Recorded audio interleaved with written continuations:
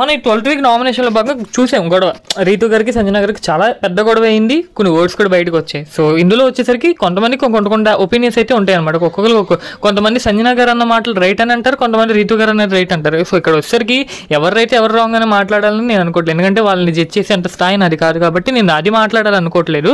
Of course Ritu గారు aggressive అయ్యారు, సంజన గారు అగ్రెసివ్ అయ్యారు. రీతు గారు అంటే అరిచారు, సంజన గారు అరిచారు. సో నేను ఎవరు రైట్ రాంగ్ అని చెప్పదలుచుకోలేదు. బట్ నేను ఈ వీడియో మీరు ఇక్కడ వరకు చూసారు కాబట్టి మీకు ఎంతోకంత బిగ్ బాస్ అంటే ఇష్టం ఉంటేనో ఆర్ మీరు ఆ ఎపిసోడ్ చూసి ఆ ఇష్యూ మీద మీకు ఒక ఐడియా ఉంటే ఈ వీడియో మీరు ఇక్కడ వరకు చూసి ఉంటారు. సో అందుకే నేను మిమ్మల్ని అడుగుతున్నాను అనమాట, ఈ సంజన గారికి రీతు గారికి జరిగిన ఈ గొడవలో తప్పు ఎవరని మీరు అనుకుంటున్నారు అనేది నేను మిమ్మల్ని అడుగుతున్నాను. అండ్ ఇమాన్యుయల్ గారు అండ్ మన పవన్ గారు వచ్చి నువ్వు వెళ్ళి రీతుకి సారీ చెప్ప సంజన అంటే నేను సారీ ఫస్ట్ చెప్పను, అమ్మాయి ఫస్ట్ సారీ చెప్తే నేను సారీ చెప్తానని సంజన గారు చెప్పడం కూడా జరిగింది.